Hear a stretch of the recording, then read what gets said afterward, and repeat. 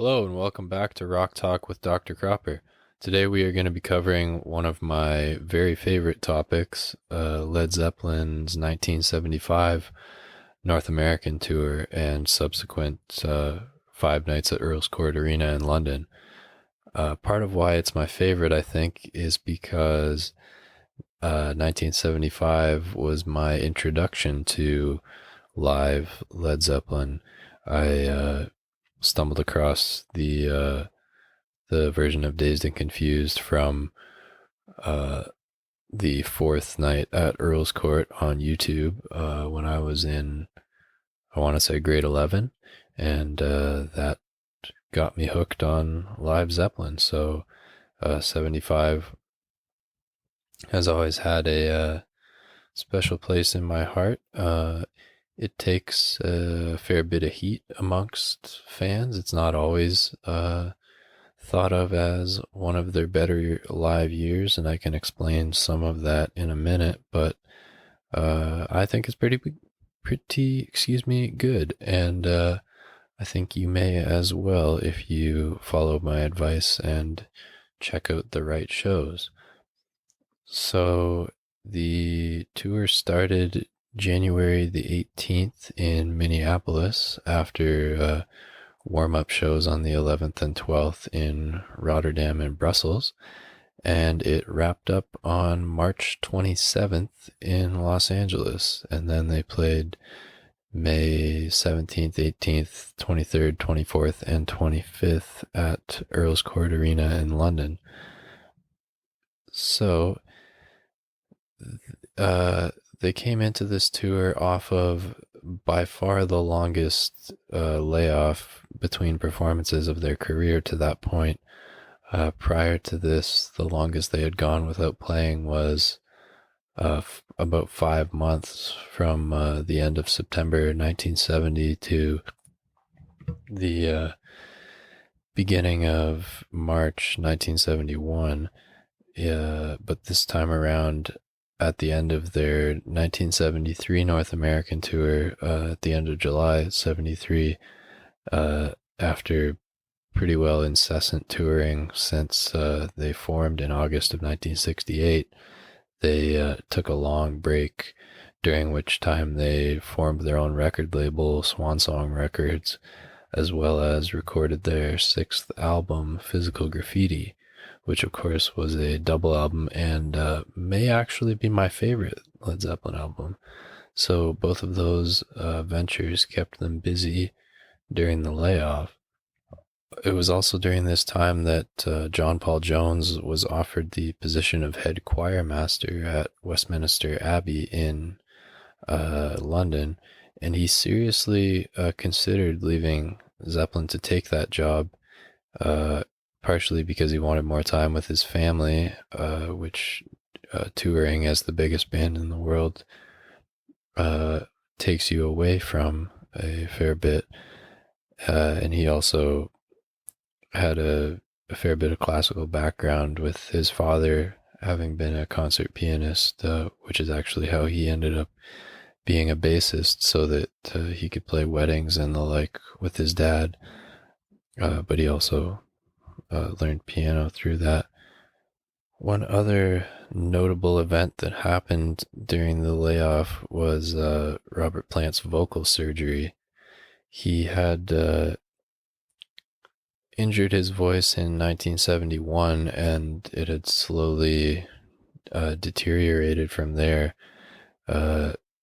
He damaged it in part by not warming up before shows and just not doing a lot of the general things that you're supposed to do to take care of your voice, which a lot of people in the rock genre were neglecting at that point in rock history. The opera singers and people of that nature were much sooner to the party as far as thinking of your voice more like an athlete thinks of their body, as far as proper preparation and rest and recuperation and everything like that. So besides not warming up, there were several instances where uh, in the early years, Plant would have some sort of flu or respiratory ailment and would soldier on and not cancel shows, which is not the best thing for your voice, especially uh, singing in the sort of range that he did and with the level of vigor that he did. So in 1972, you can hear the effects of this where he still has the high range, but his voice sounds much more hollow compared to previous years. And then in 73, he also still had the high range on occasion on his better nights, but his voice was very raspy by that point, which I don't actually mind. It kind of blends with Page's very aggressive and kind of anemic guitar tone that he had in 73, and Bonham's really bright sounding amber Vista lights, which he had recently acquired and used in 75 as well, but they don't sound quite as twangy in 75, at least to my ears.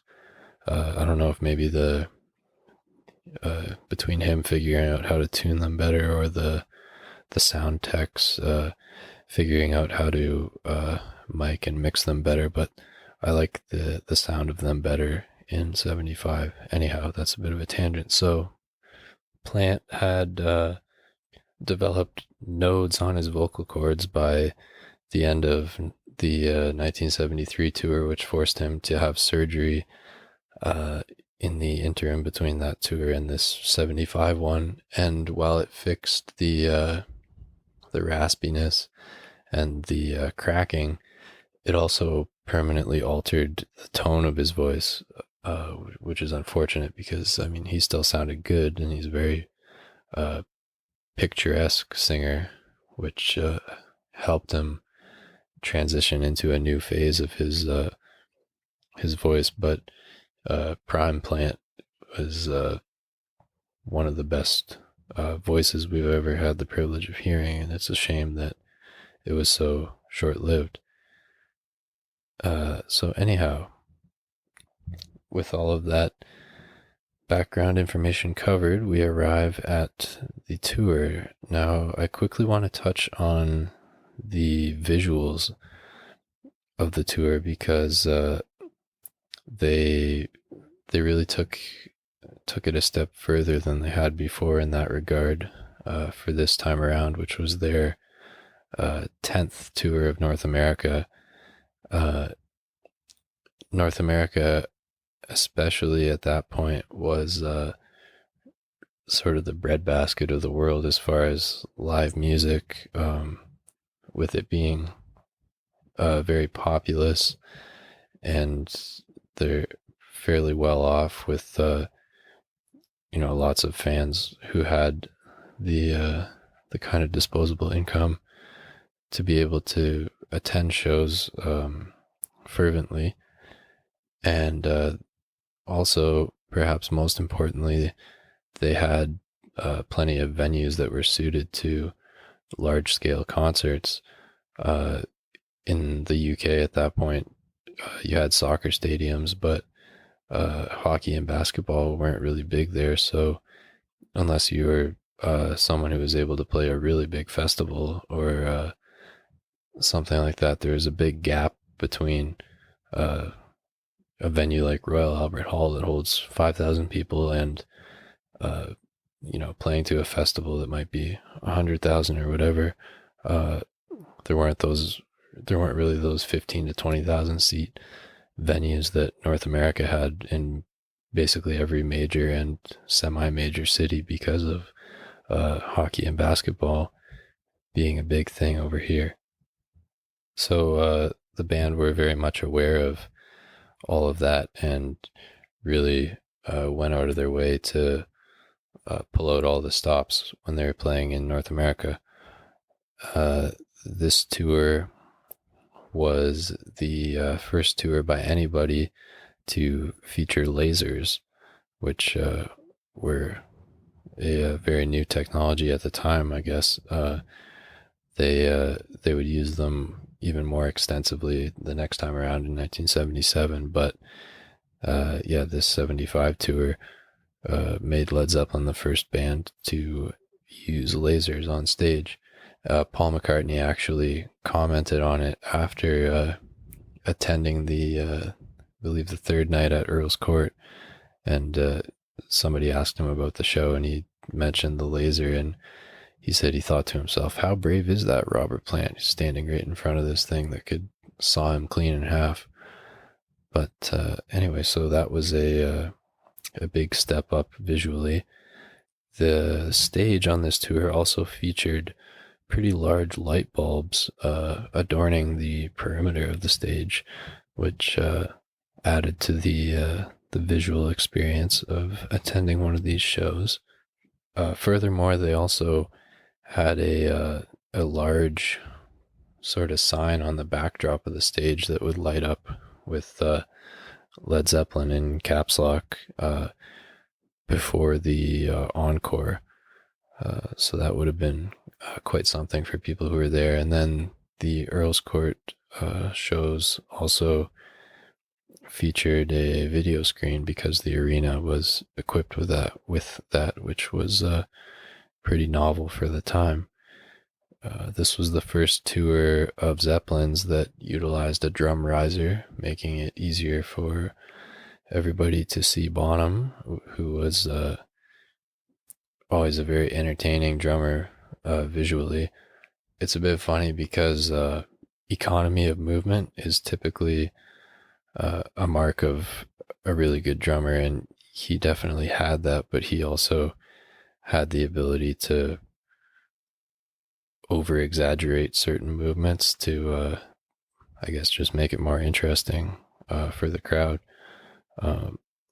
which is something that I've tried to incorporate into my own playing. And also on this tour, Page in particular continued to adopt more and more elaborate and esoteric stage clothes.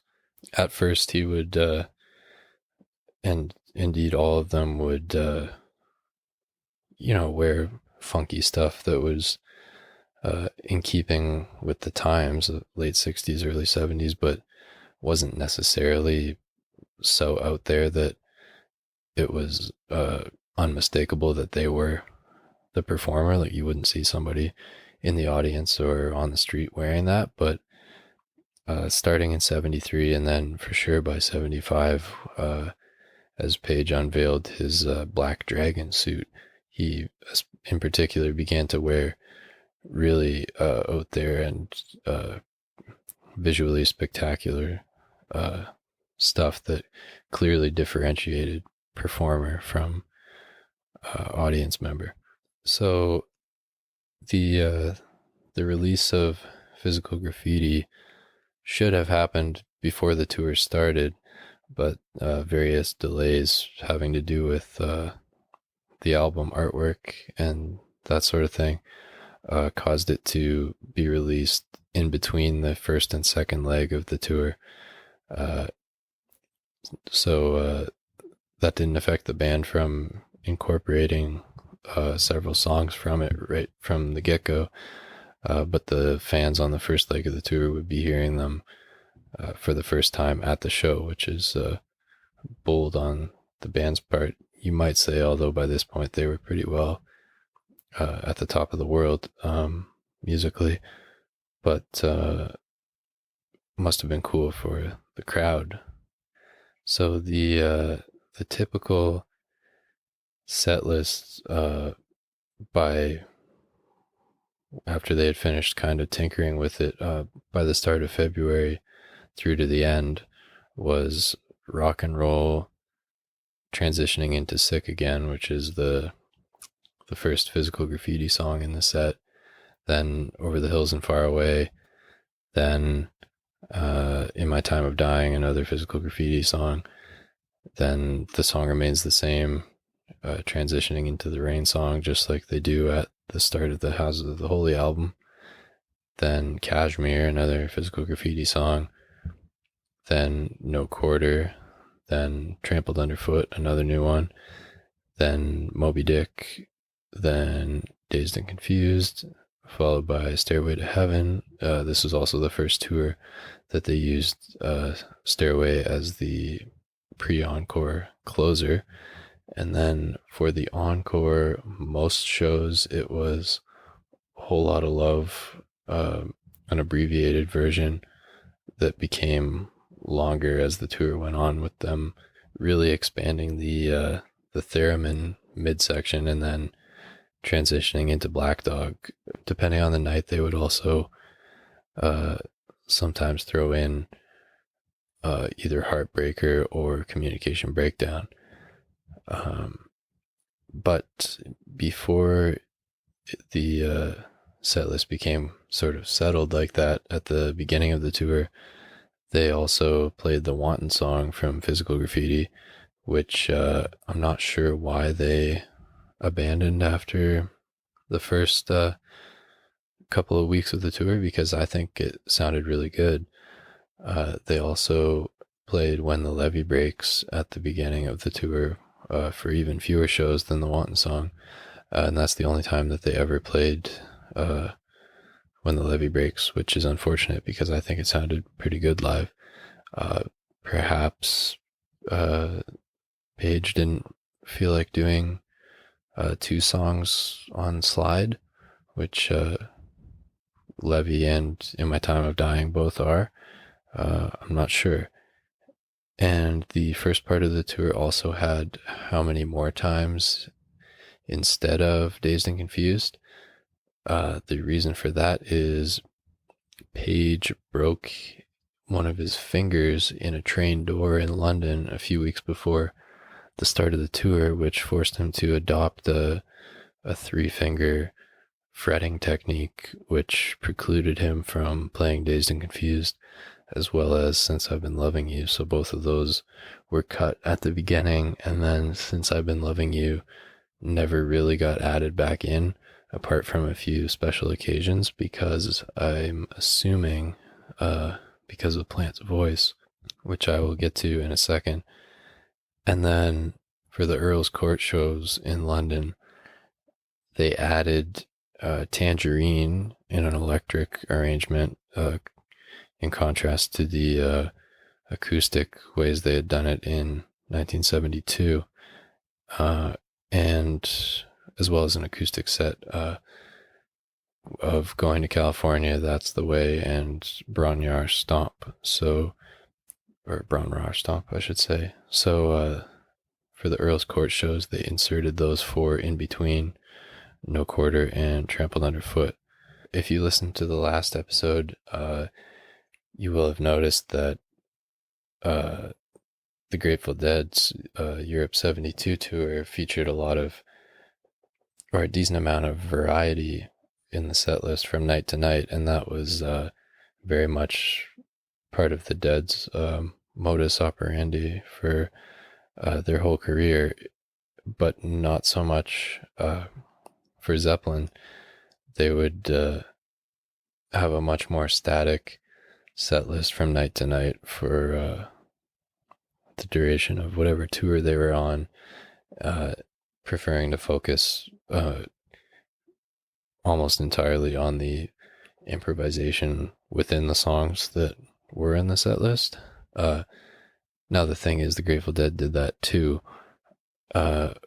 which brings me to a little, I guess you would call it a pet theory of mine, or it's not even a theory, just a way to visualize this. So if you were to graph improvisation on a chart, sorry to take you back to math class, but if you had your x-axis would be how much the actual like group of songs played changes from night to night, and then your y-axis is how much the band improvises within whatever song they're playing. Zeppelin would be high on the y-axis but fairly low on the x-axis, whereas a band like the Grateful Dead would be in the far right corner, like top right corner, being high in both uh, inter and intra song uh, improvisation. Moving on then to the tour dates themselves, I'm going to do a quick sort of chronological walkthrough of the tour, and then maybe do a little compare and contrast between the North American dates and the Earls Court shows. And then finally, I will give you my top 25 shows of the year. There were 43, I believe, if that, either 43 or 45, depending on whether that number I pulled up included the warm-up shows. Anyhow, but a lot of them were less than stellar, as I will explain in a minute. So we'll just do the top 25, because I'll be honest, there are plenty that I have not listened to and don't really intend to either. So they begin the tour proper January 18th in Minneapolis, and you may be asking yourself why they would tour North America in the dead of winter and why they would start in the coldest part of the country. As far as why they would start in the East, it's more about wanting to finish on the West Coast, which they liked the best, as I do as well.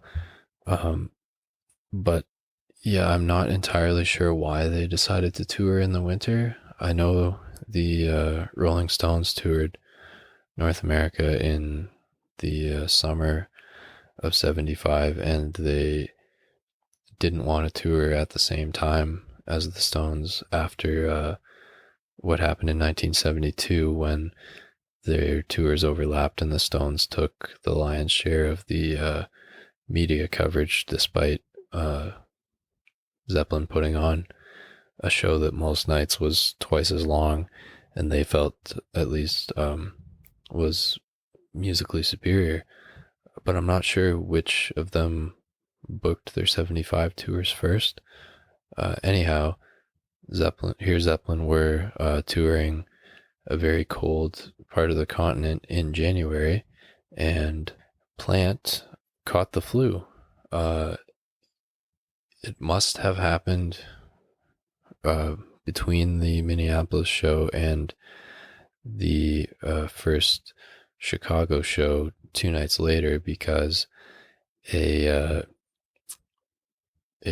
small snippet of a soundboard recording of the Minneapolis show surfaced just a few months ago, and it shows that Plant's voice was fine then. So anyhow, they do the Minneapolis show, he catches the flu, and then they arrive in Chicago for 3 nights in a row at Chicago Stadium, where the Bulls and the Blackhawks played at the time. And from there they move through the more B-list cities of the Midwest, and at one point in there, Plant's flu was so bad that they had to postpone the St. Louis show to the end of the first leg. Those shows in that first couple weeks of the tour, especially after Chicago, are generally thought of to be some of the worst of their career, which is probably true, but they're still not, in most cases, just completely awful pieces of music. I saw a quote one time where somebody asked Robert Plant about how they were live, or whatever the question was, and he said, on a bad night we were better than most, and on a good night we were untouchable. And I think that rings pretty true. Anyhow, they final at around the start of February, on the 3rd, they arrived in New York, which was always one of their favorite places to play, not their absolute favorite, but everybody at the very least gives New York their best shot because of the national media presence and all of that, and it being the most populous city in the country. Now, another um, side effect, I guess, of them touring during the winter was that they're playing basketball and hockey arenas during basketball and hockey season. So on the for the New York and Los Angeles shows where they were playing 5 or 6 nights there, they had to do some funny things scheduling wise as far as splitting the New York shows between Madison Square Garden, which was their preferred place to play there, as it is for most artists, and Nassau Coliseum. A couple, well, more than a couple, I don't know, maybe 15, I want to say, something like that, 15 miles from downtown. Anyhow, they were supposed to do 5 shows in New York, 3 at Madison Square Garden and 2 at Nassau Coliseum, but they ended up doing a 3rd at Nassau Coliseum as well because the Boston show got canceled after fans trashed the Boston Garden while they were camping out inside of it, waiting to buy tickets a couple weeks or a month or whenever it would have been before the tour started, and the mayor banned them from the city, which apparently he said years later was one of the worst decisions that he ever made as mayor. It's obviously precluded them from scheduling a show in Boston in 1977 as well. So anyway, that had them at 6 shows in New York, which were scattered between February 3rd and February 14th. It went Madison Square Garden on the 3rd, Nassau Coliseum on the 4th, Montreal on the 6th, back to Madison Square Garden on the 7th, down to Philadelphia on the 8th, down a little bit further to Landover, Maryland, which is a suburb of DC, on the 10th, then back up to Madison Square Garden on the 12th, and then 2 more at Nassau Coliseum on the 13th and 14th, which is less than ideal scheduling, we'll say that, and definitely wouldn't happen if they had been touring in the summer and only had to sort of fight with other musicians for whichever venues they wanted to use. And then on the 16th, they played the rescheduled St. Louis show and then took a break for a few weeks. Now, that stretch that I just detailed, the last 2 weeks of the first leg, they started to hit their stride.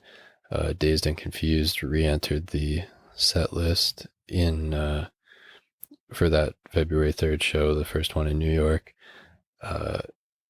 which makes the show before that in Pittsburgh the final performance of How Many More Times of their career. And then by the Montreal show, Page had his first really good night of the year, and the Philadelphia show might be his very best show of the year. He plays pretty well, as good as 73. That Philly show, unfortunately, the recording isn't the best, but that's a really good one. And then the show on the 12th at Madison Square Garden is very good and energetic. One of the best sounding recordings. It's a fantastic matrix between a soundboard and a really good audience recording. And then the 2 shows on the 13th, 14th at Nassau Coliseum are really good as well. The 13th especially. It also features a guest appearance by Ronnie Wood, who would a few months later join the Rolling Stones and is one of very few performances, or guest appearances rather, in Zeppelin's career. And then after the 2 week or so, well, I guess it only ended up being 11 days after the break, they started off in the South on February 27th in Houston, and then which presumably was the debut of um, Jones using the grand piano during No Quarter. I say presumably because a recording of that show has yet to surface, but the following night in Baton Rouge, he is playing the grand piano, so presumably he started doing it the night before. And then from there, they headed to the Dallas-Fort Worth area. They played Fort Worth on March 3rd, which is one of my favorites of the year. Bonham especially is very lively, that show, as he always seemed to be in Texas. When you read stuff about him, it seems like Texas would have been his kind of place. You know, he farmed cattle in his spare time back home in England, and Texas, especially Fort Worth and their cattle with the stockyards and all of that. So I'm not surprised that he would have really enjoyed himself in Texas and felt like it was sort of a home away from home, and also it's a sort of larger than life place, and he was a larger than life character. And then the 4th and 5th of March, they were in Dallas. The show on the 4th is pretty shaky, but the one on the 5th is really good, and features one of the best Moby Dicks, a nice long one too, over 27 minutes. From there, they headed out to the West Coast, which is where they really got off, if you will. And sometimes you almost get the sense that the whole tour before they got out west, they were like itching to get through it to get to the West Coast. Certainly in 75 and 77 when they planned it so that they finished out there. So they started the West Coast swing on March 10th in San Diego, and then up to Long Beach for shows on the 11th and 12th. More instances here of them having to do some funny scheduling due to it being hockey and basketball season. The second Long Beach show on March 12th, by the way, is one of the very best of the year. And then back down to San Diego, March 14th, and then up to the Pacific Northwest for 4 shows, which might be the best. No, not might be, is the best 4-show stretch of the year. Seattle on the 17th, Vancouver on the 19th and 20th, and Seattle again on the 21st. And then back down to the Los Angeles area for 3 shows at the Forum to close out the tour on the 24th, 25th, and 27th. And then they had just under 2 months off before the 5 shows at Earls Court in May on the 17th, 18th, 23rd, 24th, and 25th. And after the tour, they had planned to come back to the States in August and September for a couple of big outdoor stadium shows at the for sure at the Rose Bowl, and then I think Oakland Coliseum as well, and I believe Arrowhead Stadium in Kansas City, and the Sooners Stadium in Oklahoma. But that leg of the tour, unfortunately, was canceled after Plant got in a car accident while on vacation in Greece in July. And then they wrote and recorded the Presence album instead. But anyhow, so that's a quick walkthrough of the tour. Yeah, okay, so the quick compare and contrast between North America and Earls Court. The North American shows, they have a more adventurous feel. Also, Bonham especially was much more lively in North America, and I'm not sure why. Um, they those Earls Court shows were significant for them because it was the first time that they had brought their full North American production over to England. They had always prioritized North America because of what I touched on earlier, and had more visuals and just a bigger production over here. And this was the Earls Court shows were the first time that they shipped all of that over to England. So they're significant in that respect. But as far as the performances as themselves, they aren't as adventurous as the North American shows, especially the West Coast shows. Those ones featured some of the most adventurous shows of their career, with 20 to 25-minute really jazzy versions of No Quarter, and 35 to 45-minute epic versions of Dazed and Confused. And that really got trimmed down in Earls Court, I think partially to accommodate for the addition of Tangerine and the acoustic set.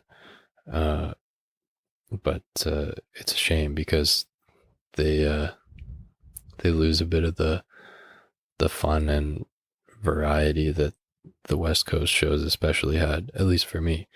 And then as a drummer, Bonham being more subdued detracts from my enjoyment of Earls Court a little bit as well.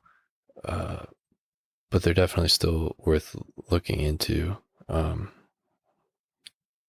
Anyhow, so with all of that out of the way, I think I will dive into the top 25. Okay, now before we dive into the top 25, I have to preface it by reminding you of the issue of sound quality as it pertains to bootlegs, which I mentioned in the introductory episode for sure. The Grateful Dead 72 tour, which we covered last time, was all 22 shows were professionally recorded, and it's been officially released. So it's really easy to compare shows apples to apples because they're all available uncut and in pristine sound quality.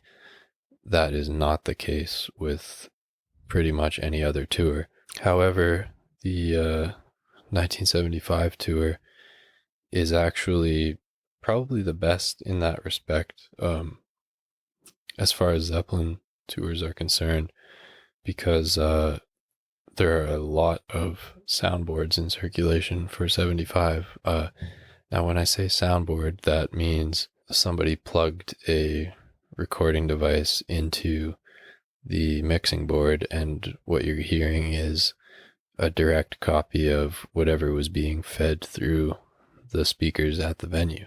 So they're mostly consistent from show to show within a given tour, because the band's using the same instruments and it's the same sound techs and everything. However, the mix that was going out of the speakers would be adjusted to quirks about each venue. Like if a particular venue was naturally very bass heavy, then there wouldn't be as much bass in the mix, and that will be reflected in the soundboard and that sort of thing. But for the most part, they're pretty consistent sounding, and the 1975 soundboards are definitely the nicest sounding of all of the Zeppelin years. They're very warm and full. Part of this is because they were recorded on reel-to-reel tapes as opposed to 77, for instance, which were recorded on cassette. It's most likely the source for these tapes, and the reason that they've made their hands into the ways of the bootleggers is they most likely come from a former employee of Showco, who were Zeppelin's like sound and lighting and all that company. So anyhow, there's a lot of soundboards for 75, and the other shows that we have are audience tapes. The only thing that's been officially released from 1975 is a couple songs from Earls Court were on the Led Zeppelin DVD that came out in 2003, and there's the complete video of the fourth and fifth nights there in circulation on YouTube and bootleg circles and all that, but it's not officially released. So anyway, with that in mind, the top 25. At number 25, I have the first night at the Forum, March 24th. It's a pretty blasé show. I would suspect that they were tired from the epic 3 nights in a row at the end of that Pacific Northwest swing, except they had 2 full days off in between. So I think it's more likely just that they, I don't know, the end of tour partying with all the groupies and that in Los Angeles maybe caught up with them. Anyhow, it does feature a pretty decent version of No Quarter with a cool piano solo from John Paul Jones that features hints of Concerto di Aranjuez, if I said that correctly, I hope. But other than that, not a whole lot to recommend it. It's pretty skippable. It's the only of the 3 at the Forum that has an extra encore song. They play Heartbreaker in addition to the Whole Lotta Love Black Dog combo, and it is a Mike Millard audience recording. I'm not sure if I mentioned him in the first episode. He was a guy who taped a lot of bands in Los Angeles in the 70s, and starting with this tour, he pretended to be in a wheelchair so that he could bring in really good recording equipment and hide it under his blanket, and that would also give him prime seating. So his recordings are really good sound quality wise. This one is a little bit thinner sounding and hissy compared to some of his others, but still a pretty good audience recording. Okay, number 24, March 10th, first night in San Diego. This one is a little hard to judge. It's an audience recording, and probably the only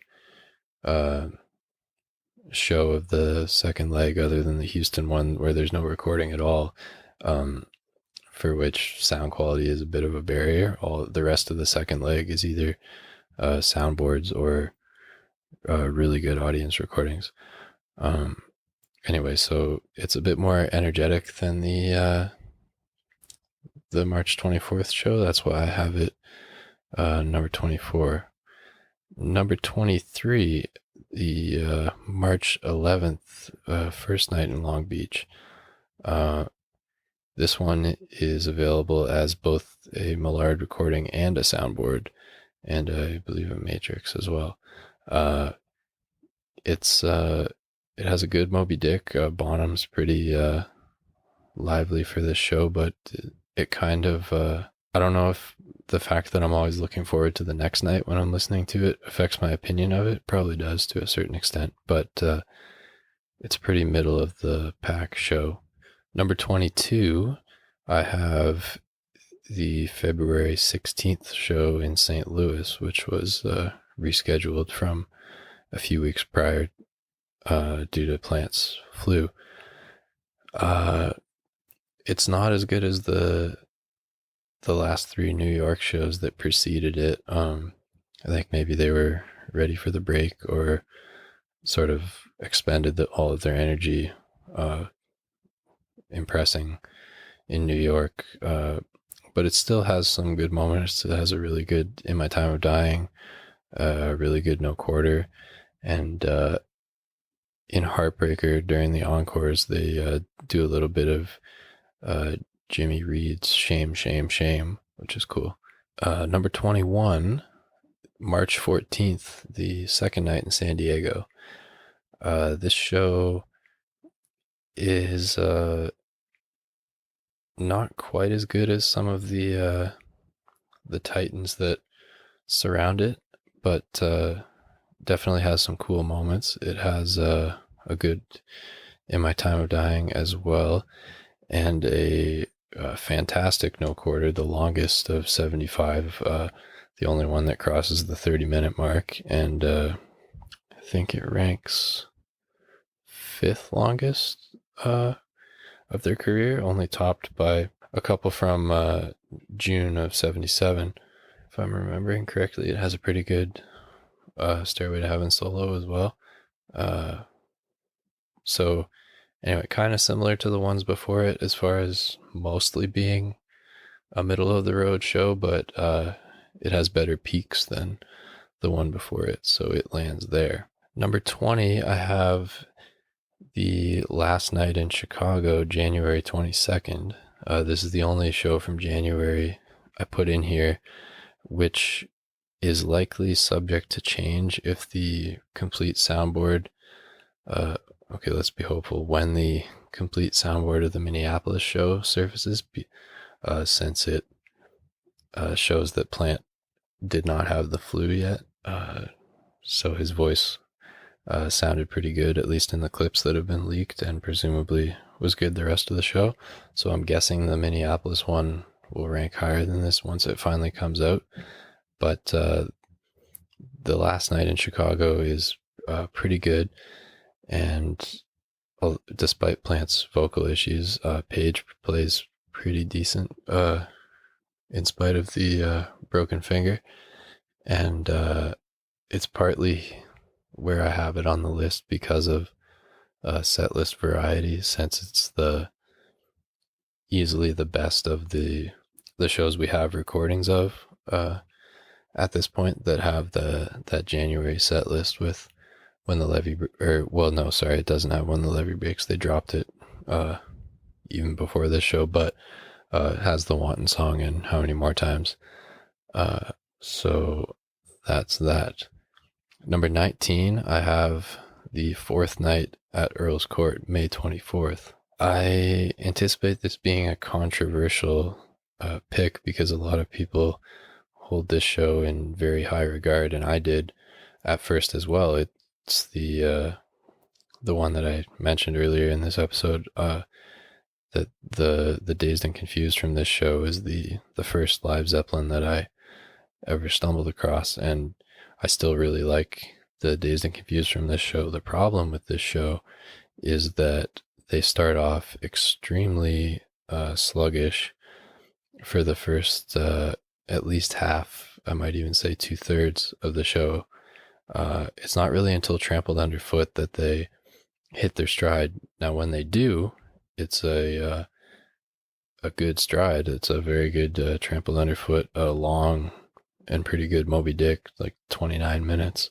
And then one of the best 75 Dazed and Confused, and one of the better ones overall, and a very good Stairway to Heaven solo, and a strong encore with A Whole Lot of Love featuring a little bit of Turn On Your Love Light. But it's not enough to make up for the sluggish start and have it any higher in the ranking. I also am not personally a big fan of the no quarter at this show.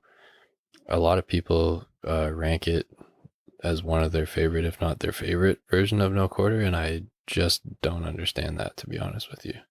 Number 18, the second night at the Forum in Los Angeles, March 25th. This show follows a pretty similar pattern to the May 24th one we just covered, with a bit of a sluggish start and then a strong finish. The difference is they hit their stride a bit sooner on this one, at least to my ears. I think by no quarter they sound really good on this show. It's also a very unique no quarter for two reasons. First, Jones, before Bonham comes in,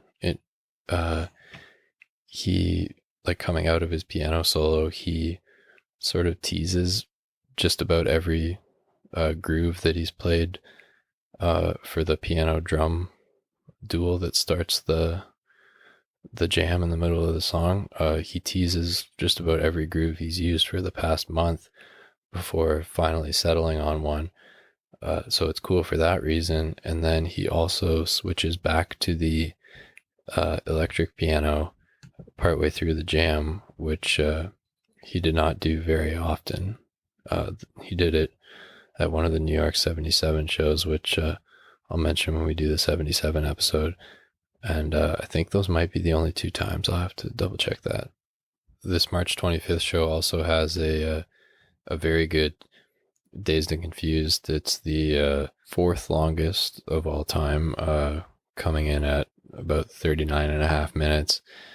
And it also is very unique because in the section just before Jimmy's bow solo, where Plant in 73 and the first part of 75 would sing lyrics from Scott McKenzie's San Francisco, and then in the second half of 75 would sing lines from Crosby, Stills, Nash and Young's Woodstock.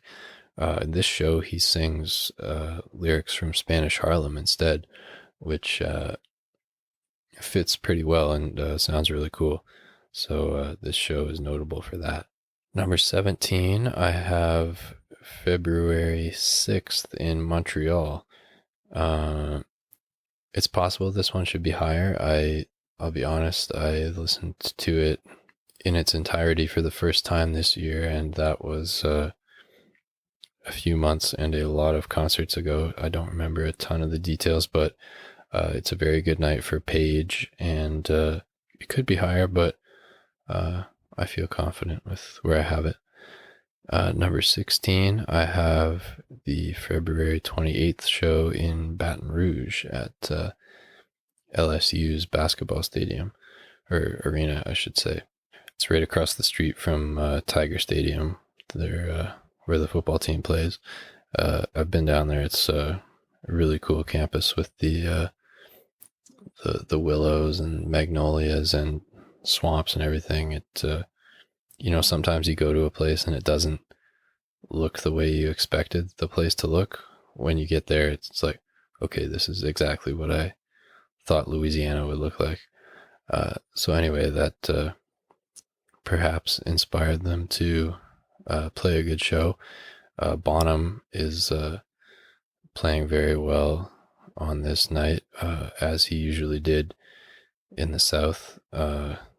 Like I mentioned earlier with the Dallas-Fort Worth shows, the whole band always seemed to play pretty well in the South. I think they liked it down there. I'm not sure what their reasons were, but I like it a lot down there too. So the Baton Rouge show is interesting because they start off really well and energetic for the first 2/3. It's kind of the opposite of the LA and London shows we covered a few spots ago.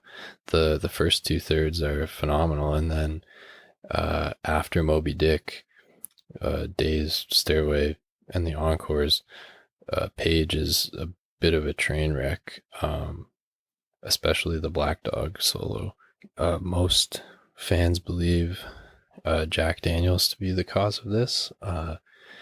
There's pictures of him slugging it pretty hard backstage in 75, and I'm not sure if that was maybe as a pain relief mechanism with his injured finger giving him trouble, but he often seemed to be noticeably sloppier after Moby Dick, so I think he was probably hitting the jack during the drum solo most nights, and then perhaps not realizing how it was affecting his playing for the last third of the show. Most of us fans also suspect that on the nights like the London and LA shows that I mentioned a few spots ago, where Page actually gets better after Moby Dick. We suspect that he did a bit of snorting instead of swigging during Moby Dick, if you catch my meaning. Anyhow, so that's Baton Rouge. Number 15, I have The Third Night at Earls Court, May 23rd. This show it is a really good one. It has the longest no quarter of the Earls Court run, and features Page playing a Stratocaster on both No Quarter and Over the Hills and Far Away, which he also did on the second Earls Court show, and it's the only time in 75 that he used a Strat, and the only time in their career that he used it on those songs, as far as I know. I think it lent itself well to those two. It's probably too bad he didn't use it on them more often. This is the show that Paul McCartney went to, which Plant mentions at one point during the show, and he picked a pretty decent one to attend.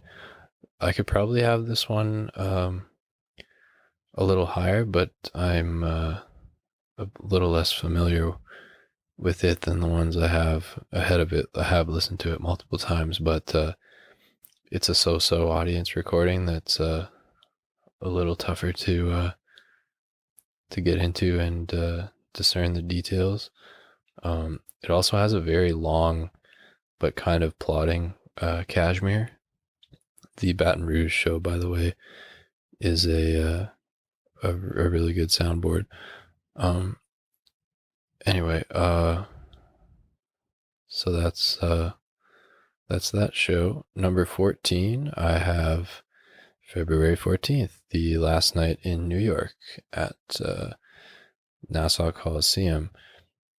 This show is notable because it features the first of only 3 versions of Since I've Been Loving You in 1975.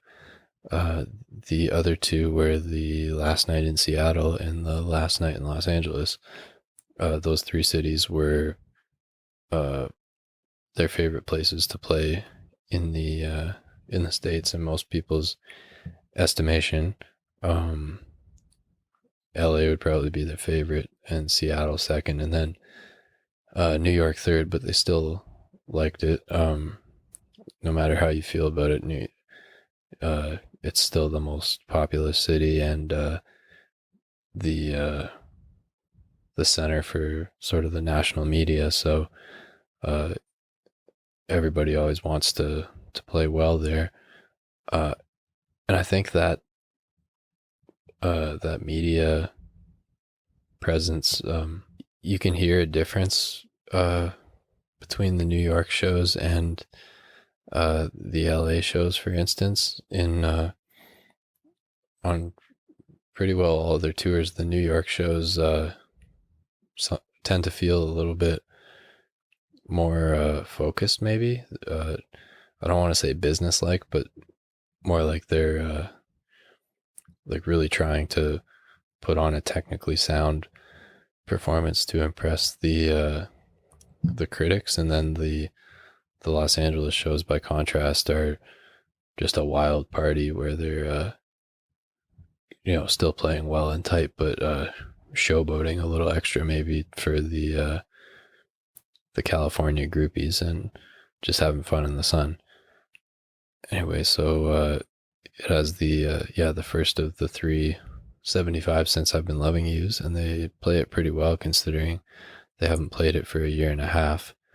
They're also starting to stretch No Quarter out more by this point. It crosses the 20-minute mark, this show, which I'm pretty sure is the first time for that, and then it wouldn't be long before it exploded even longer than that once the second leg started. Features a very good version of Trampled Underfoot, really aggressive, and a bit of a strange version of Heartbreaker, closing it out with the sort of losing track of each other, coming back into the last verse, which makes for an interesting finish nonetheless. Plant also revises the lyrics at the beginning of "Sick Again" to say the New York Queens instead of the Los Angeles Queens, or LA Queens rather. Anyway, number 13, I have March 5th in Dallas. I'm sure a lot of lead heads might disagree with me putting this one ahead of the Valentine's Day show. But I really enjoyed this one when I was listening to it this year. It's a soundboard as the February 14th show is, but this one is I would probably say the second best sounding soundboard of 75. Very warm. Jones is really up front. The bass sounds phenomenal. It features one of the best versions of Over the Hills and Far Away. It's like Page, Jones, and Bonham are all soloing at once, but still in sync during the midsection. It's really cool, and the return to the main riff features some great stuff. It also features a great and long Moby Dick, as I mentioned earlier, and it's just an all-around good show. It has a bit of that relaxed last night in a town sort of feel, where they've settled in, and the whatever jitters they had when they first got there are gone, and it has kind of an inertia to it. It's a very enjoyable listen, to me at least. And at number 12, I have The First Night in Seattle, March 17th. Now, the 4 Pacific Northwest shows have a very unique vibe to them. They're it's almost like a little mini tour within the rest of the tour. All 4 of them are really good and feature some unique little motifs within songs that get developed over the course of the 4 nights up there, and then sort of never resurface, which is a shame. Some of those are in Dazed and Confused. One in particular, in between the lead into the bow solo and the San Francisco interlude, it makes its appearance here on the first night in Seattle, and then gets sort of developed fully by the last night in Seattle, and then they don't do it again. And they had so many little throwaway to them riffs and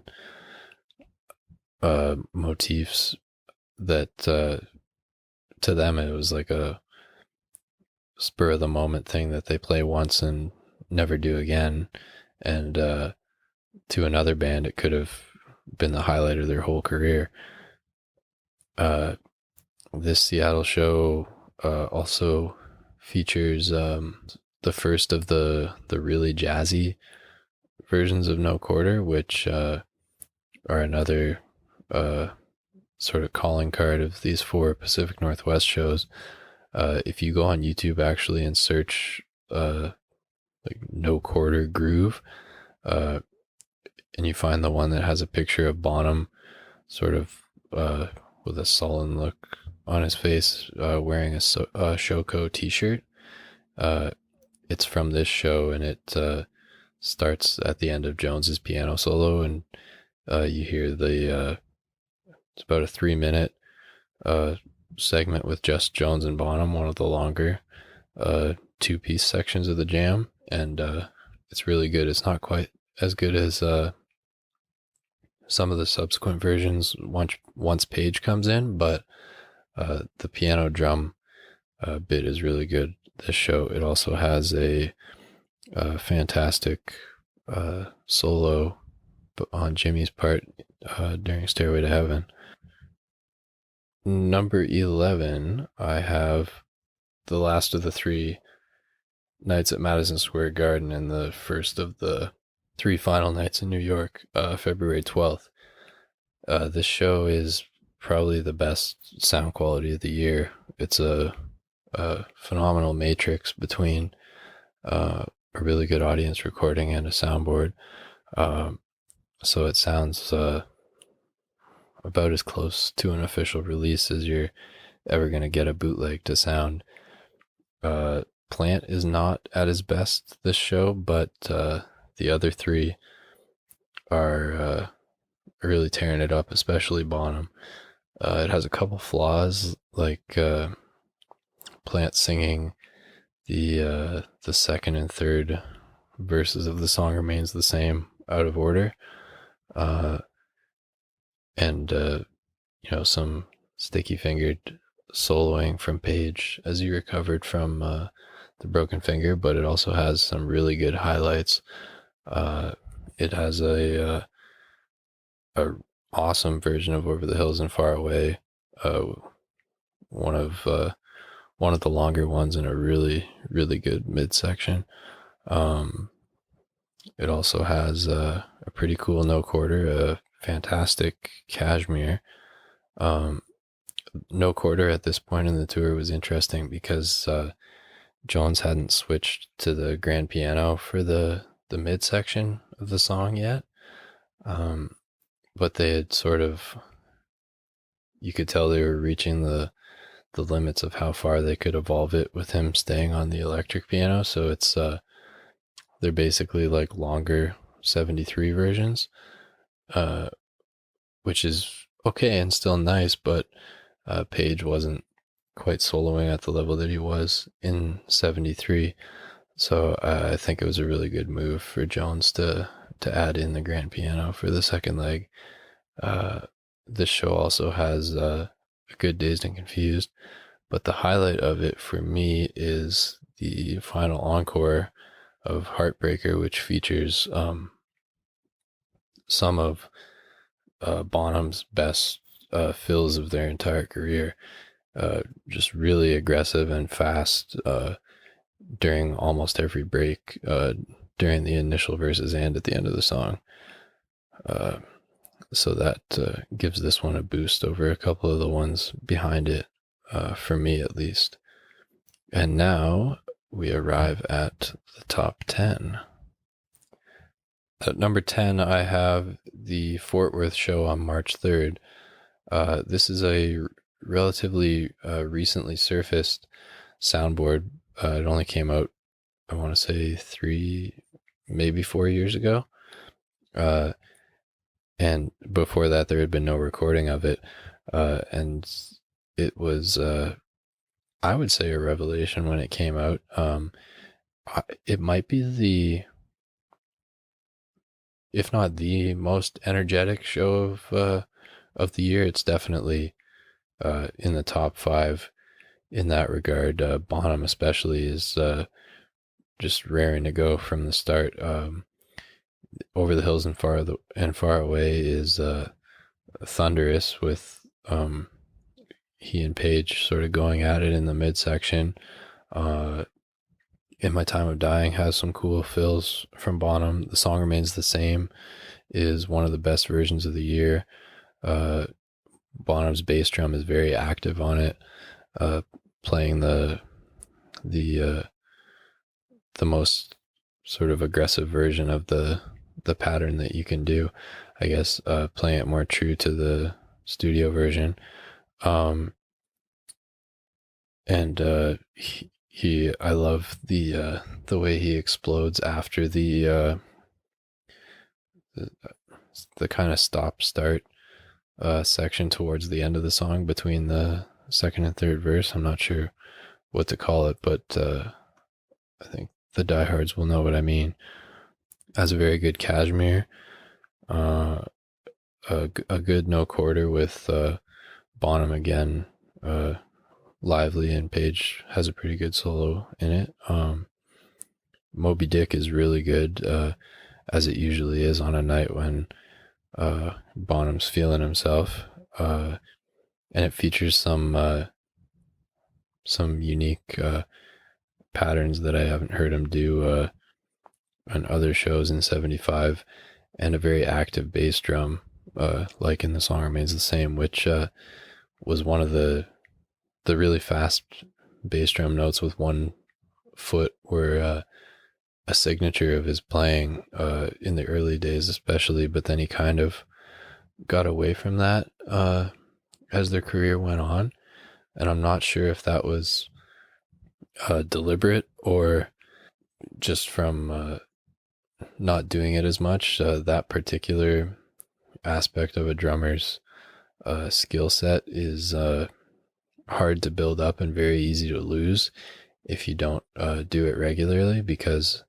what my suspicion is that there aren't any other activities really that utilize that muscle group. So the only way to keep that ability to play really fast with one foot is to keep doing it. But anyway, he plays some pretty fast and aggressive stuff with the bass drum on Moby Dick at this Fort Worth show. Dazed and Confused is also a good energetic version, which some of the 75 versions are not. And Stairway also, once again, Bonham is playing more like he would in 77, really going for it every chance he gets. And the Encores are pretty good too, especially in the theremin section of Whole Lotta Love. I seem to remember there being a cool kind of stop-start groove that they get into. So yeah, Fort Worth is number 10. Number 9, I have the final show of the year, the last night at Earls Court, May 25th. This is the longest show of their career, over 3 hours, 45 minutes. And one thing that I should bring up at this point is they never did an intermission. When I talk about, like in the last episode, the Grateful Dead playing these shows that are well over 3 hours, and in 73 they would play some that were over 4 hours, they always took at least one intermission, sometimes two. Zeppelin were playing shows this long, playing really strenuous stuff without an intermission, which is quite the endurance test on both them and the audience, which is something that a friend of mine on the Led Zeppelin forum, who saw them 14 times in California in the 70s, mentions a lot, that it wasn't necessarily an easy task attending one of their shows, but certainly worth it. So I have this last night at Earls Court, number 9. As far as the recording, it is a soundtrack to the video that's been bootlegged for many years now, which sounds pretty good, except the drums sound pretty thin and the toms hardly got picked up at all, which kind of taints the listening experience, at least for me as a drummer. But performance-wise, it's pretty good. It has a good no quarter. Probably the fastest version of the Song Remains the Same I've ever heard, like ridiculously fast. Good In My Time of Dying, a nice acoustic set. It ended up being the last time that they ever played Dazed and Confused. It's a fine version, but it's nothing to write home about, which is too bad, with it being the send-off for what you might argue was their signature song, at least as far as live stuff goes. The one from the night before, which we mentioned several spots back, is much better. And then a good Stairway, and the longest encore stretch of the Earls Court shows. They do a Whole Lotta Love and Black Dog, and then also Heartbreaker and Communication Breakdown. And Communication Breakdown features a really nice funky breakdown after the guitar solo, with Plant hinting at Jamaica from Houses of the Holy. Uh, it's one of only 2 shows this year that features all 4 of the encore songs that they did in '75. The other one we'll get to uh, a few spots from now. Okay, number 8, I have the second last New York show, February 13th at Nassau Coliseum. This one is the best of the New York shows, in my opinion. The Plant even says in his opening remarks, "Tonight we are feeling good," and you can tell by the way that they play. I won't waste your time with going song by song because they're pretty well all of them are highlights. It does feature though the first of 3 40-minute versions of Dazed and Confused. This one is the second longest. It's a little closer to 41 minutes than 40, and is a very good one and has one of the best outro jams, which the outro jam of Dazed and Confused is one of my favorite sort of songs within a song in their entire catalog. And it's the one of 2 parts of Dazed that you might say peaked in 1975. The some parts, like especially the main jam section in the middle, wasn't as good in '75 for the most part as it had been in '73 and to a lesser extent '72. But the San Francisco Woodstock section and the outro jam were really fantastic in '75. And this February 13th show has one of the best and I believe the longest of the outro jams. This show is now a soundboard. It had only been available as an audience that recording that wasn't that great for a long time, and then the soundboard surfaced in 2013, if I remember correctly. And it's a very good sounding one. Oh, it also has the guest appearance with Ronnie Wood that I mentioned earlier. He comes out for the last encore of Communication Breakdown, and he and Page trade solos and lead licks, and it's a very interesting listen. It has one of my favorite plantations, which is the colloquial way that we leadheads refer to Plant's remarks between songs.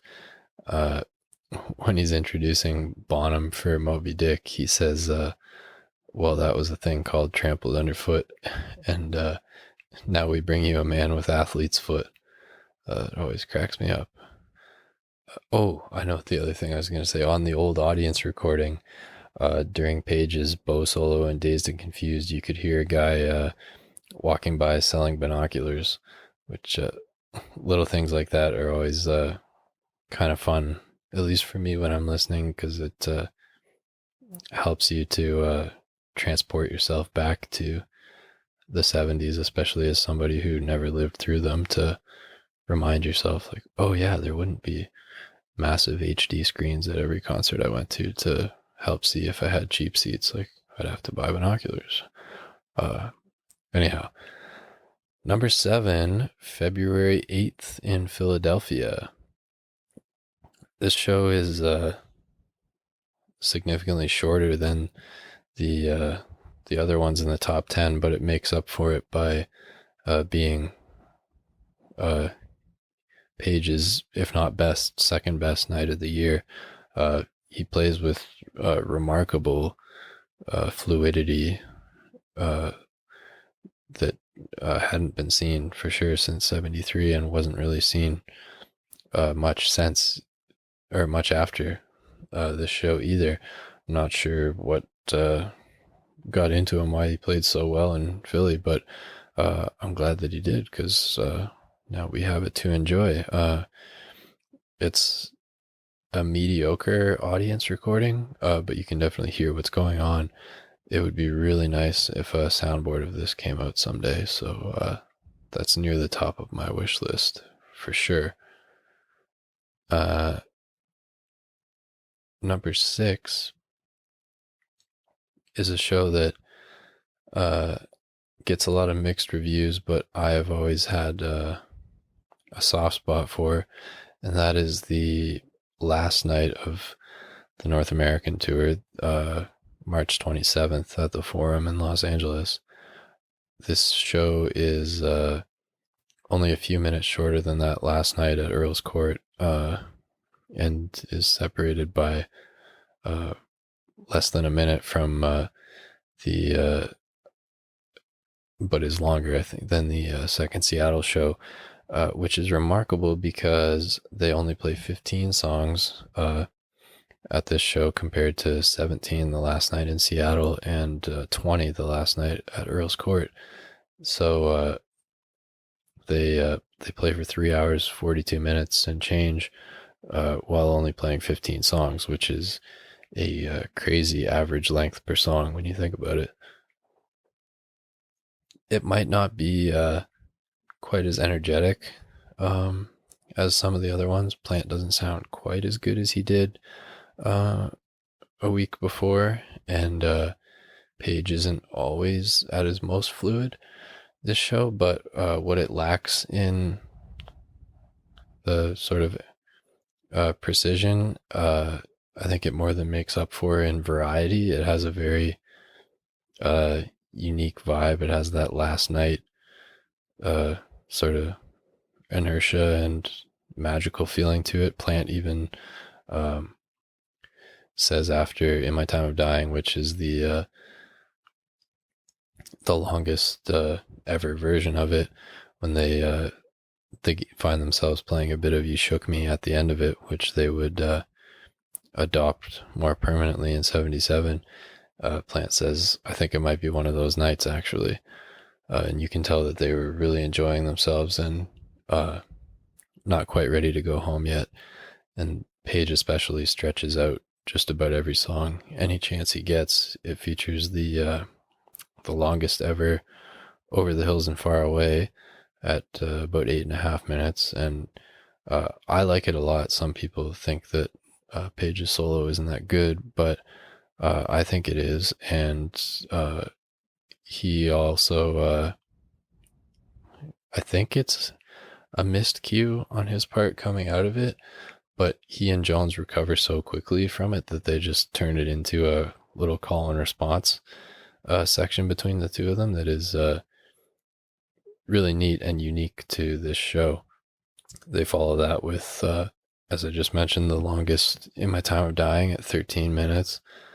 And then a really good energetic song remains the same, a gorgeous version of the Rain song, and then one of the better 75 versions of Kashmir, and then after that they throw in the final of the 3 75 versions of "Since I've Been Loving You," which I think at this show Page is the one who suggests it. At the Seattle show, Plant is the one who surprises the others. It's a bit more relaxed than the Seattle version, but it's still a nice one, I think. And then after that, they play the second longest no quarter of 75, just under half an hour, and I think, yeah, I would probably say it's my all-time favorite version of no quarter. It has a really good piano solo from Jones that keeps the energy and the anticipation building throughout.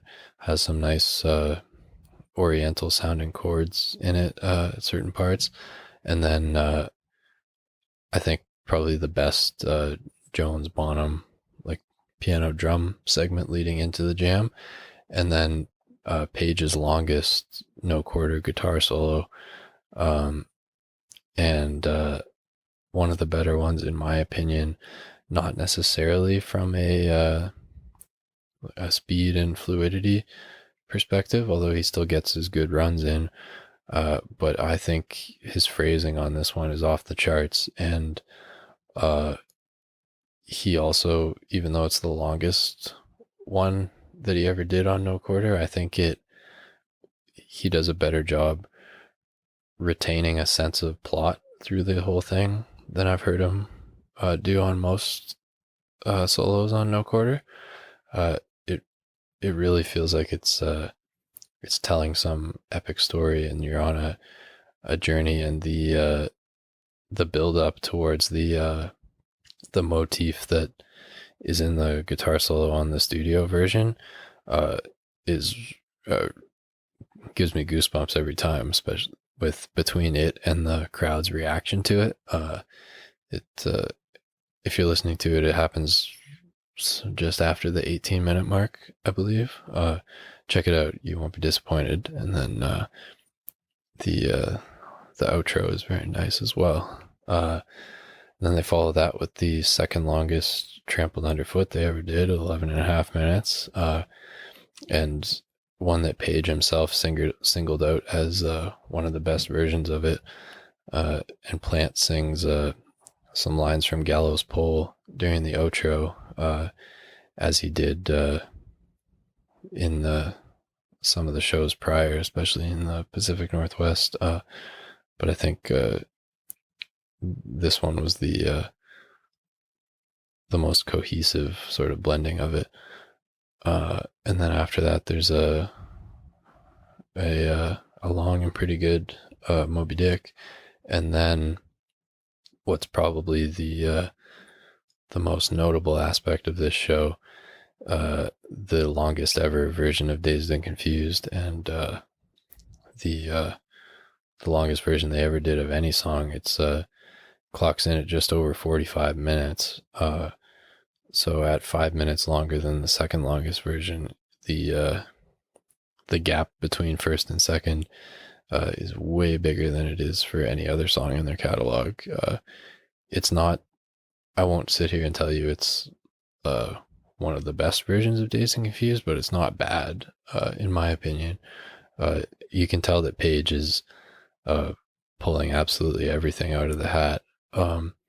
And Bonham gets a little impatient with him at one point and tries to force him back into the return to the main riff, and he overrules him and keeps soloing. And then the next time around, Bonham's a bit more forceful and forces him back into it, lest he keeps soloing forever. And then this one also features a very good outro jam. The Stairway is so-so, but the Encore is really good. The Whole Lot of Love section is really cool, with one of the best of the 75 theremin jams. It might be my favorite, actually. Bonham does some really cool stop-start stuff, and then they finish it off with the longest Black Dog they ever did at 6.5 minutes. So yeah, that one's very long and always feels kind of special to me. I don't know. It's maybe not technically one of the best, but one of my favorites. Which brings us to the top 5. At number 5, I have the second night at Earls Court in London, May 18th. This show is by far the best of the Earls Court shows, in my opinion. It's very energetic. Page is very fluid. He plays the Stratocaster on Over the Hills and Far Away and No Quarter, as I mentioned when we were talking about the 23rd. This one could rank as high as 3. I decided to put it 5, but this is a very good show, and I'm sorry, please excuse the firecrackers and fireworks going off in the background. Apparently people are celebrating Canada Day 2 days early, as usual. I guess that recreates the the 70s concert experience better than I ever could. um, but yeah, I would say there's a significant step up in quality from the list up until this point. As we get into the top five now, these five shows are all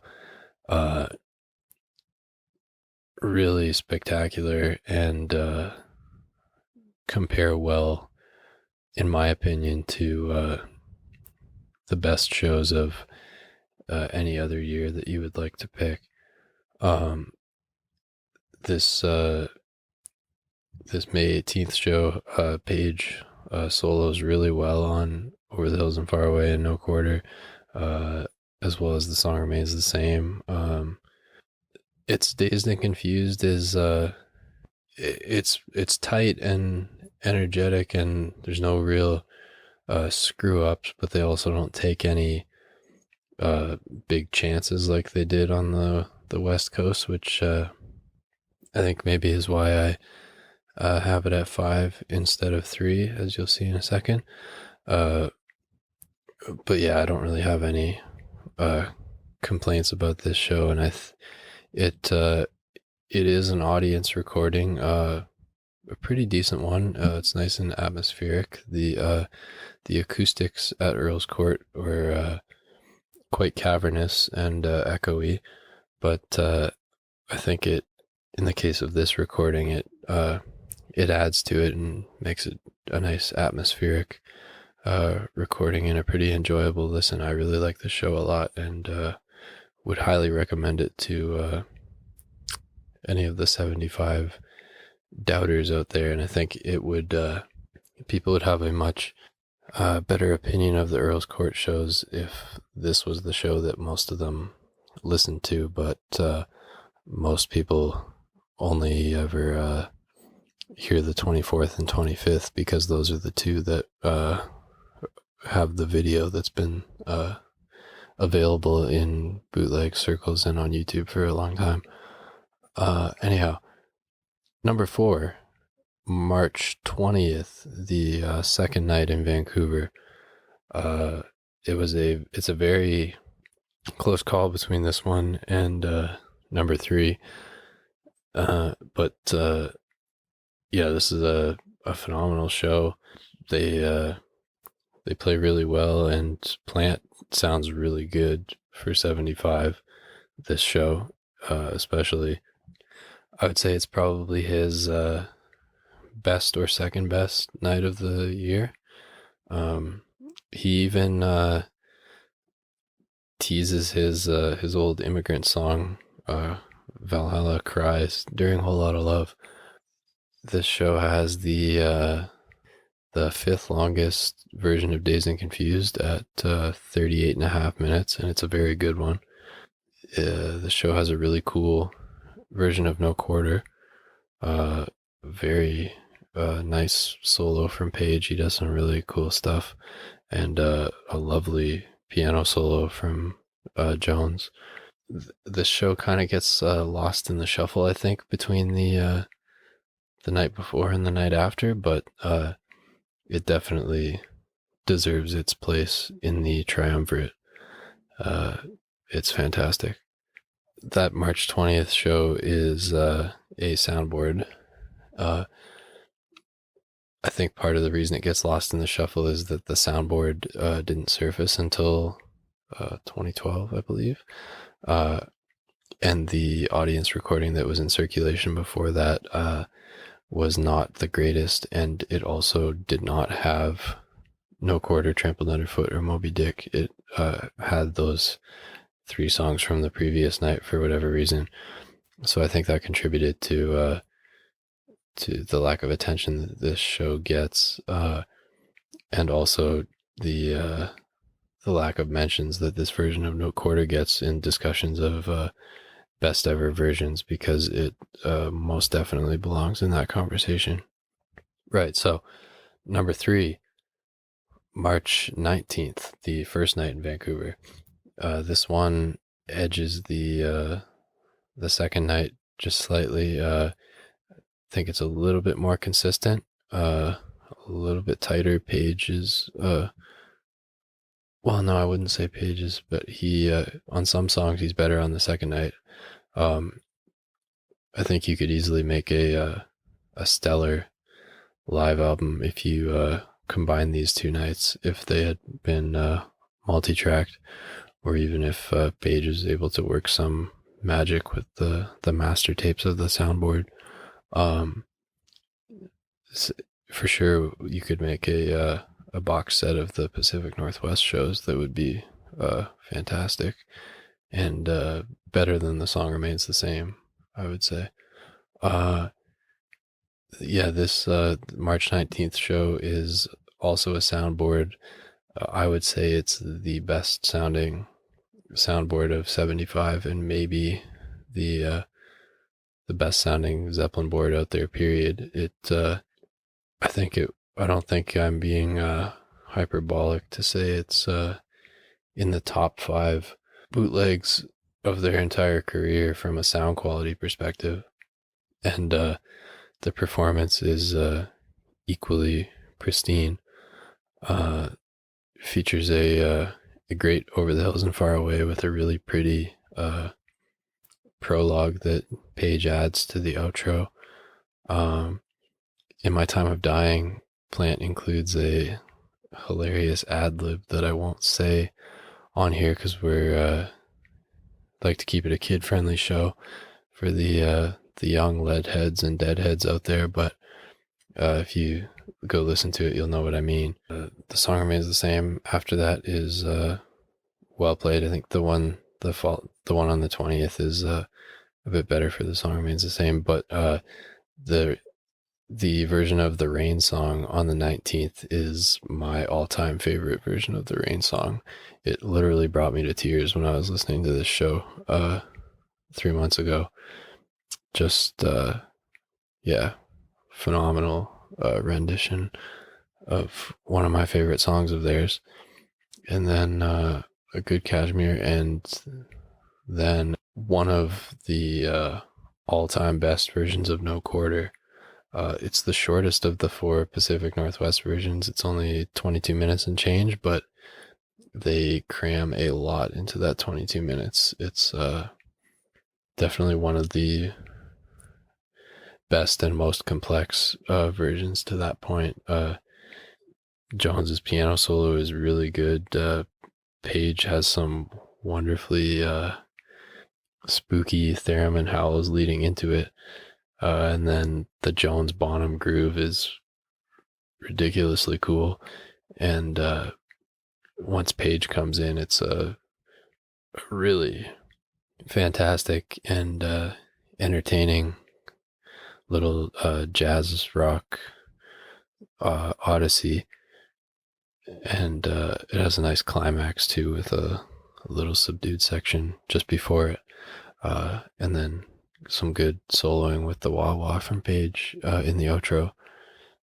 And then one of the better Trampled Underfoots follows that.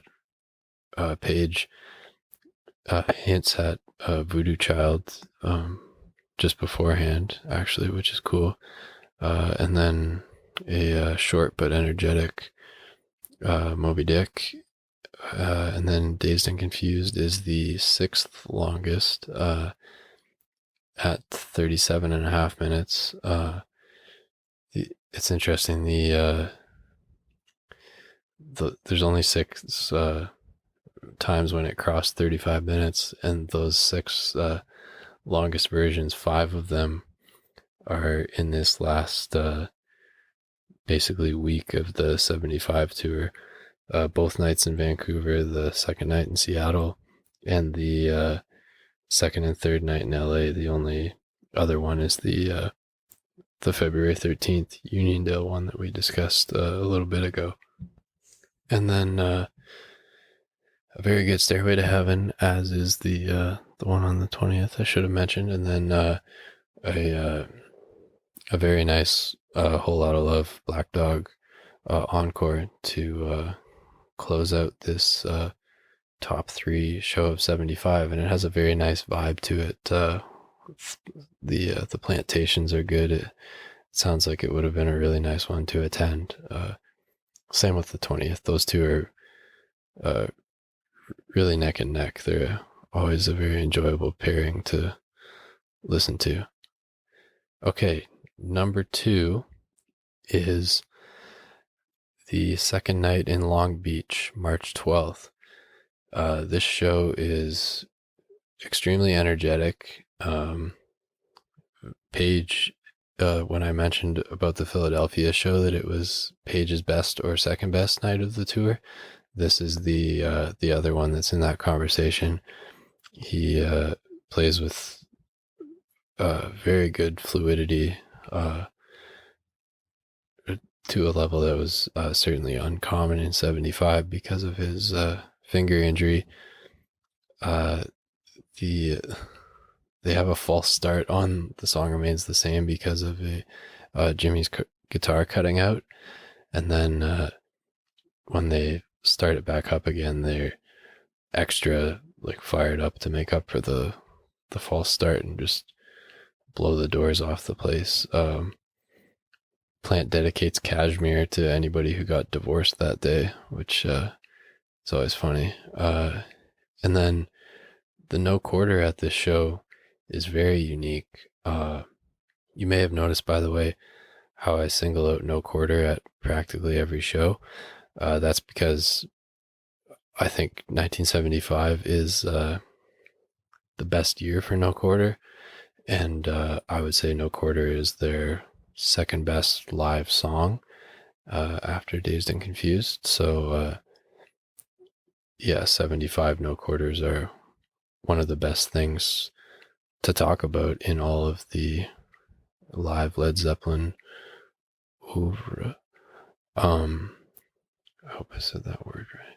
Anyway, yeah, so this no quarter, Jones plays a almost 2-minute long little prelude to the intro proper, which sounds really cool and haunting, and he never did that at any other show as far as I know, which adds an extra mystique to this version.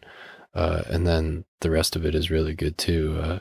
His piano solo and the jam has some really nice interplay between the three of them, especially between Page and Bonham towards the end of it. A very nice version. And then a very good Dazed for 75 from an energy perspective and a fluidity perspective on Page's part. And then Stairway is very good. And the Whole Lot of Love Black Dog part of the encore is good.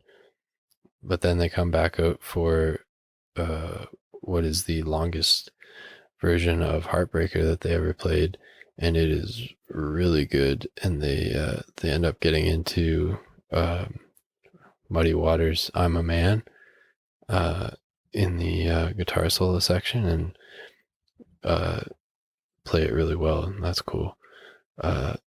This show is a Mike Millard recording from Stairway to Heaven to the end only, unfortunately.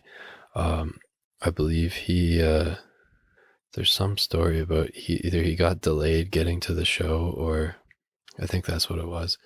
Anyhow, the from the beginning through Dazed and Confused had only been available in a very bad audience recording until a few years ago, when a third source surfaced for everything except Trampled Underfoot, and it actually sounds really good and is quite atmospheric. So now it's a very enjoyable listen, and we're able to confirm what we had all thought, that this was one of the best shows of the year.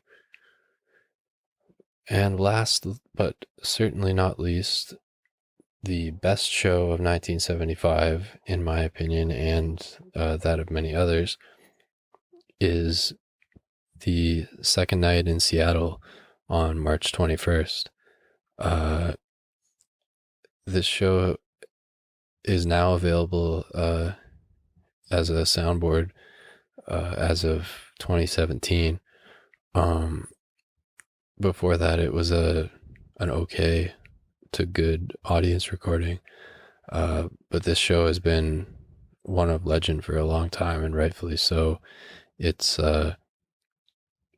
separated by less than a minute from that last night in Los Angeles that we covered a few minutes ago, at just over 3 hours 42 minutes, making it one of the top uh, top 4 longest shows of their career. And I would say it's by far the best of those ones that crossed the 3 hour 40-minute mark. It's very energetic from start to finish, which is crazy for that length. And it's one of those ones where Page gets even better after Moby Dick, which is crazy because it's also one where he starts off really well. Yeah, like the you almost run out of words talking about this one. It also happens to be my favorite show of any year of their career, and my favorite show by anybody. It the opening, well, before you even get to the opening song on the audience recording, it captures some stage announcements, basically telling the people with seats behind the stage to fret not, because once the lights go down, they'll have a good view. And then it says the American return of Led Zeppelin, and then you have all the crowd going nuts because the lights have gone down, and then the opening 1-2 punch of Rock and Roll and Sick Again is very high energy, especially for 75, and Plant sounds good right out of the gate on Rock and Roll. And then Bonham is incredibly aggressive during Sick Again, doing fills at every turn. And he plays a really aggressive pattern during the outro solo, which is really cool. And then Plant greets the crowd and says, well, we went across the border and that was all right, but it's much better back here, and that's no lie. And I don't really take offense to that as a Canadian, because I know they really liked Vancouver as well, but Seattle was just behind Los Angeles as far as their very favorite places to play. Part of that's because they used to stay at this hotel called the Edgewater Inn, where they could fish off the balcony of their rooms, and Bonham especially really enjoyed that.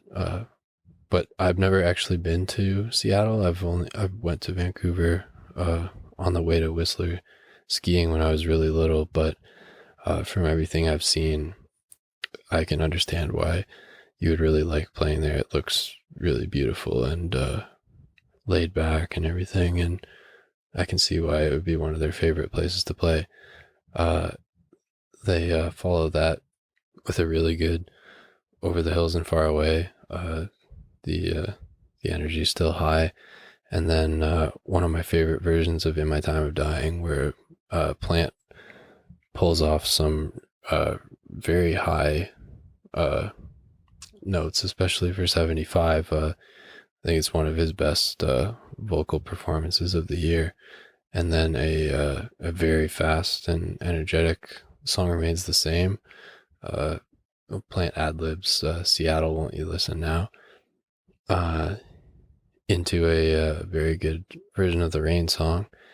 A thunderous Kashmir, maybe the best of 75. And then one of the highlights of the show, as it is for most of these 75 shows, as I just said a few minutes ago, No Quarter. This one is the fastest of the jazzy versions, and the best of them. Jones's piano solo is unbelievably good. I think I would say it's his best piano solo, in my opinion. Lots of cool ideas in it, very good flow. It stays appropriately haunting for the mood of the song. Sometimes it wasn't quite dark enough in 77 especially, but this one is just right. it also includes some hints of Georgia on My Mind by Ray Charles, which is neat. And then once Bonham comes in, it's off to the races. You can tell it's going to be one hell of a jam. And then Page plays a really good solo, and Jones starts playing some avant-garde piano stuff towards the end of the jam, and like playing in a different key than Page, and but the dissonance sounds really cool. And then he finally works his way back to the proper key for the return to the last verse, and then Page just shreds the outro. Really good stuff. It clocks in just under 25 minutes, and would absolutely be one of the best versions of all time, and I would say for sure the best sub 25 minute, probably the best sub 30 minute version once you get longer than the very best versions from 73. Some might prefer those, but yeah, very good. No quarter. And then the other of the 375 Since I've Been Loving You's, which Plant surprises the rest of the band with. He even says there's one that we've done 2 times since we got ripped off for all of that bread in New York ages ago, referring to how they were robbed just before the last show of the 73 tour at Madison Square Garden. $200,000 disappeared from their safety deposit box at the Drake Hotel in New York. So when he says that they've done it twice since then, I suppose he was counting the last night there in 73, and then the one time they had done it so far in 75 in New York. This Seattle version of it, I think, is the best of the 375 Since I've Been Loving You's. It's a bit more energetic than the other two, and Page plays really well on it. And also, just before Plant says that about how they're going to do Since I've Been Loving You because of how much they like playing in Seattle, he says, he mentions how, they had the long layoff and it was kind of frustrating, and that they've really been enjoying themselves back on the road, and that they've found that everything they thought they could do well before, they can do better now. But then he says if they were to try to prove that every night, they would be under doctor's orders and wouldn't have time for anything other than music, and says you must have other interests when you're on the road. And everybody, claps in agreement. And then he says but because we really dig playing here and for no other reason, we're gonna. And then they play Sensibility. Anyhow, so after that, we get a very upbeat and aggressive Trampled Underfoot. Plant gets a tad lost in the opening verses, but doesn't detract from a very powerful and good performance with a good midsection, and Plant repeatedly singing some lines from Gallows Pole during the outro. Oh, he sings Seesaw, Knock on My Door, Gonna Swing over and over again during the outro. And it's one of the longer ones of the year as well, at just over 9 minutes. And then after that, Plant again makes mention of what a good time they're having there, and says, I think this concert has the right vibes for a good time. No pretense. Everything is just straight on the level. It's really nice, really feels good. So you can tell that they were really enjoying themselves, and they knew that they were playing well, and they're confident, which I'm sure contributed to the quality of the performance. So from there we get one of the better versions of Moby Dick. Certainly one of the best 75 versions and one of the longer ones at just under 27 minutes. Really good one. And then after that is the highlight of the show, in my opinion. My personal favorite version of Dazed and Confused, and the other of the three 40-minute versions. It's the shortest of the 40-minute versions. It's like 40 minutes and 7 seconds, but it's by far the best of the three. Now, when I say it's my favorite version, I acknowledge that there are lots of 73 versions where Page's soloing is a bit more fluid, and sure, they're a bit more concise, and maybe Bonham goes a little crazier on some of the Europe 73 versions. But if you think of live Dazed and Confused, certainly by this point in their career, as almost like a rock symphony, I consider this version to be the complete evolution of the piece. Each and every section is executed perfectly, expanded upon from the whatever, like, the average way that they would do it for the tour was just the right amount, and all of the transitions are really smooth. They do get a tad out of sync on their return to the main riff, but by that point it hardly matters. The initial like the intro and the initial verses are really good. The lead into the bow solo, little solo segment, is really good with Page letting loose, and then the ethereal interlude between that and the Woodstock section, which was unique to 75, is one of the better ones. And as I mentioned when I was talking about the first Seattle show, they finished the evolution of that little jam that was unique to these Pacific Northwest shows, and all three of them join in this time in sync, and it sounds really good. And then they go from that straight into the San Francisco Woodstock section, but this time around, Plant sings Buffalo Springfield's For What It's Worth, which sounds fantastic, synced up to the music of this section, which would soon become Achilles' Last Stand. On the one hand, I wish he had sung For What It's Worth in this section more often because of how well it works, but because he didn't, it only adds to the mystique of this show by making it so unique. I would say this is the best iteration of that section of the song by far. Then he does sing a bit of Woodstock, just the Back to the Garden part after that, and then he even ends up singing a bit of I Shot the Sheriff just before Page picks up the bow, as Page ended up playing some reggae-ish licks. And then it's a very good bow solo, and a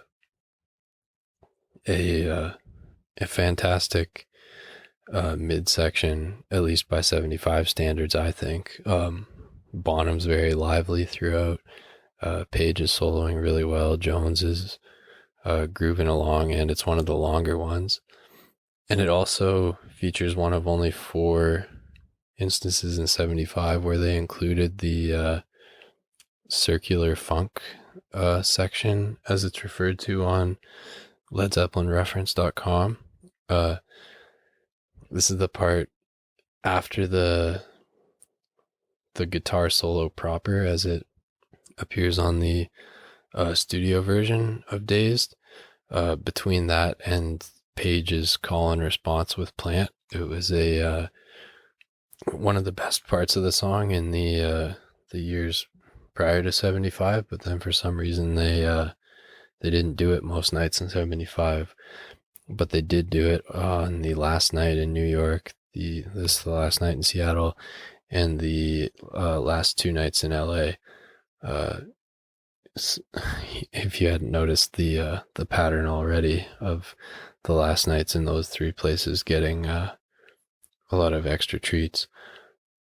And then, yeah, the return to the main riff, and then it has a great and cacophonous, in the best way, outro jam with I saw it. I think it was on the Zeppelin forum, Gibson fan 159, when he was doing his nitpicking page installment for this show, the revision version on when he was covering Dazed. He said at whatever timestamp it is, Plant lands his spaceship, and if you listen, you'll know what he means.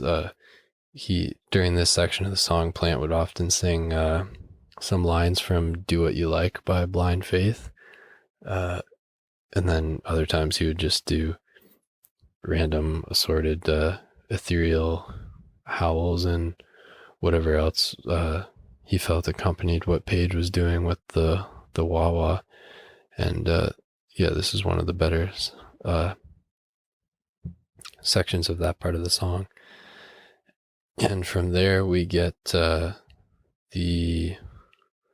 longest 75 version of Stairway to Heaven, and I would say the best. Plant sings very well, and Page plays a unbelievably good solo. One of my favorites of his on Stairway. It's long because this version is clocks in at about 12 minutes 50 seconds. It's long, but it builds really nicely the whole way and has some nice unique ideas in it. And Plant dedicates it to Jimi Hendrix after Page plays a little bit of Louie Louie when Plant mentions the Kingsmen and other Seattle musicians and doesn't get a big response from the crowd. And then he says, "Well, I know there's someone from Seattle who you know," and before dedicating Stairway to Jimi Hendrix. And then they start the long string of encores, which, as I mentioned when I was talking about the last night at Earls Court, this is the other show in 75 where they played all four of the encore songs that were typical that year. They do the longest 75 Whole Lotta Love, over 10 minutes, going into a very good Black Dog for 75. A lot of times it sounded kind of plodding coming in at the end of such a long set list, but on this night it's really good. And then they come back out and do a quick and aggressive communication breakdown, leading straight into a very good heartbreaker to close the show. And yeah, so that one is my favorite Led Zeppelin show of 75, my favorite Led Zeppelin show of any year, and my favorite show by anybody. So I highly recommend you listen to that. That's March 21st, 1975 at Seattle Center Coliseum. Okay, so that is pretty much all I have to say about 1975. It got off to a rough start for them with Page's broken finger and Plant's flu, but by the time they hit their stride towards the end of March, I think they were playing on par with the better stretches of any other year in their career, and I will stand by 75 to all of the 75 haters whenever I need to, because it is one of my favorite years. I think the shows have a really nice vibe to them. I like the set list, and when their bodies cooperated to play that set list to its full potential, I think the results were really spectacular. Okay, so I hope you all enjoyed this journey through one of my favorite tours, and I will see you next time. Class dismissed.